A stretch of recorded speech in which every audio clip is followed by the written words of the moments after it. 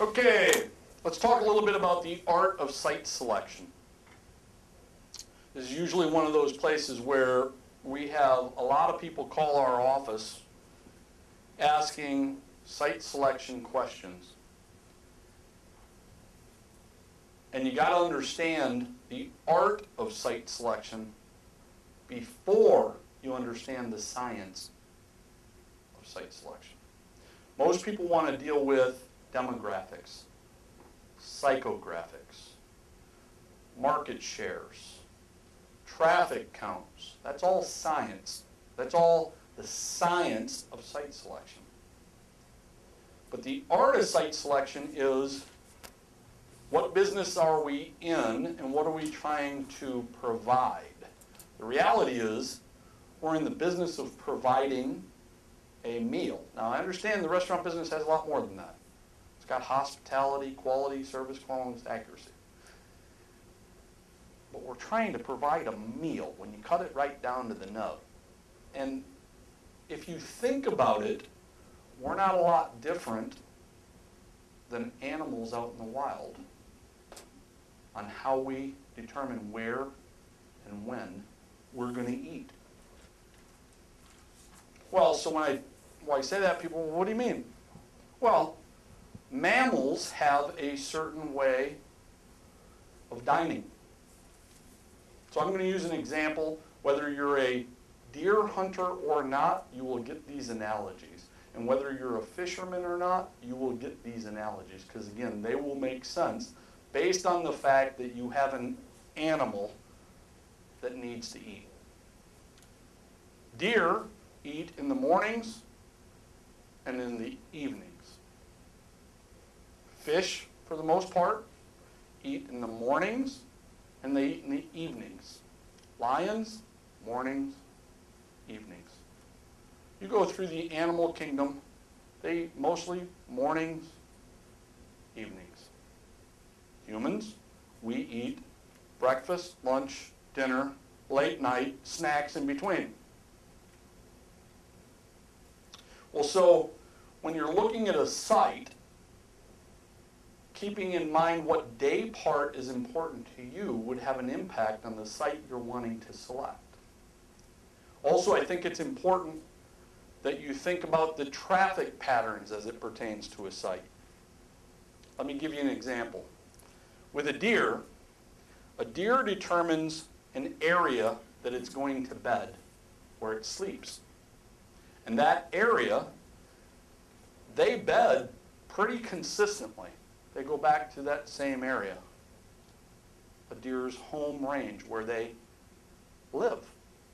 They also have an area that they're going to eat, and they have an area that they're going to chase women.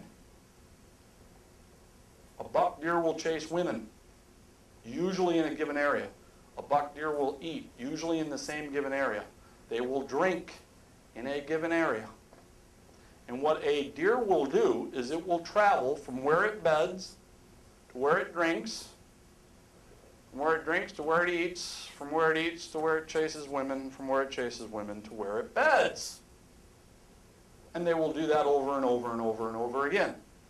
They might do it differently next time. The next time they might go from where they bed to where they chase women.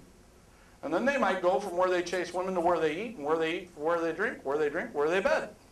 And they'll do it over and over again. And in some instances, they will go from where they bed to where they eat. But those paths are very tight. You literally, as a deer hunter, if you can figure out where a deer beds and where a deer eats, drinks, and chases women, you will be able to find the deer. There's no way around it. Okay? Fish, interesting. Fish are about the same way. Whether a fish is in a lake or a fish is in a river, for the most part, we can sit here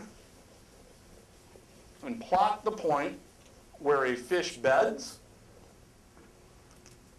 And let's say this is a river, or let's say we have a pond. We can usually find where a fish will bed, where a fish will then go out to eat. I'm not really sure if a fish drinks. They're in the water. But we can figure out where they bed, where they eat, and how they keep moving back and forth. If it's in a river, we can figure out where they bed, where they eat, how they go back and forth. Okay, well, how does this pertain to a restaurant? Well, so using that same theory, if I can figure out where humans bed, where their homes are, say this is their homes, and this is more homes, and this is more homes, and this is more homes.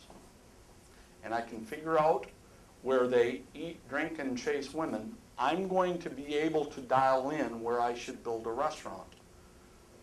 Most people don't take the time to look at a restaurant from the aerial view. Prior to selecting a site, when you've determined what marketplace you're going to do business in, what I implore you to do is go get maps of the area from an aerial view so that you're looking down on the area from high above and mark out, however you want to do it, with either letters or color codes, mark out where the homes are. Mark out where the businesses are. Here's a business, a bunch of businesses, here's a bunch of businesses, here's a bunch of businesses. You're going to see where the roads are. Mark out where all the restaurants are. Not just restaurants that do the business you do or want to do, but all the restaurants. And once I figure out where the restaurants are, interestingly enough, where do humans chase women? Interestingly enough, in restaurants and in businesses. Where do they go to eat? They go to eat where the pile of restaurants are, for the most part. Where can I be competitive? I can either build the restaurants where the other restaurants are, or I can build the restaurants on the roads that are going between. If I see any group of roads that are going between, I can build restaurants here, I can build restaurants here, I can build restaurants here, because that's the traffic pattern. Here's what happens too often. People don't look at it from an aerial view, and they build them between two groups of homes. There's a group of homes there and a group of homes there. No businesses there, and they put the restaurant there and then wonder why it's not successful.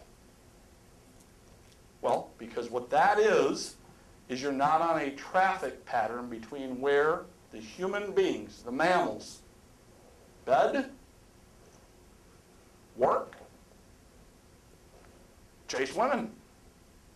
You're not on the traffic pattern of it, and therefore you don't get the business.